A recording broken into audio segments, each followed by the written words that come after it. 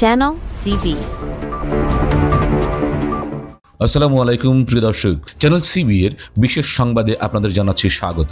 বিদেশে পাচার হয়ে যাওয়া অর্থ ফেরান নিয়ে দেশ জুড়ে যখন কৌতূহল, তখন কিছুটা আশার বাণী শোনালেন সরকারের অর্থ উপদেষ্টা সালেউদ্দিন আহমেদ গতকাল মঙ্গলবার সচিবালয়ে সরকারি ক্রয় সংক্রান্ত উপদেষ্টা কমিটির বৈঠক শেষে সাংবাদিকদের প্রশ্নের জবাবে এই আশাবাদ ব্যক্ত করেছেন।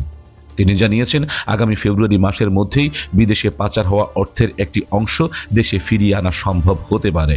তবে ঠিক কী পরিমাণ অর্থ ফেরত আসবে সে বিষয়ে তিনি কোনো নির্দিষ্ট তথ্য দেননি।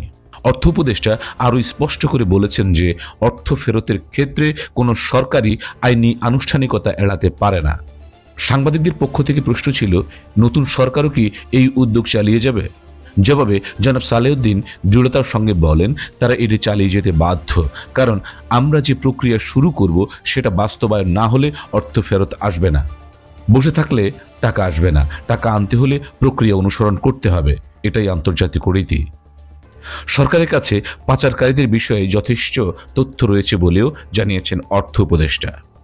দেশের প্রতি 10 পরিবারের মধ্যে 3টি পরিবারই পুষ্টিহীনতা বা খাদ্য নিরাপত্তাহীনতায় ভুগছে। সাংবাদিকদের এই সংক্রান্ত প্রশ্নের জবাবে অর্থ উপদেষ্টা উদ্বেগ প্রকাশ করেছেন। কিছু উপদেষ্টার বিরুদ্ধে নিজেদের এলাকায় বেশি অর্থ বরাদ্দের অভিযোগে জবাব সালেউদ্দিন আহমেদ বলেছেন, প্রকল্পগুলো অনেক আগেই তৈরি করা হয়েছিল। প্রিয় দর্শক, এই ছিল অর্থ উপদেষ্টার আজকের প্রেস কনফারেন্সের গুরুত্বপূর্ণ তথ্য।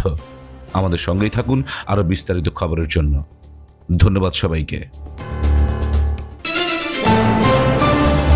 Subscribe now for daily news and updates.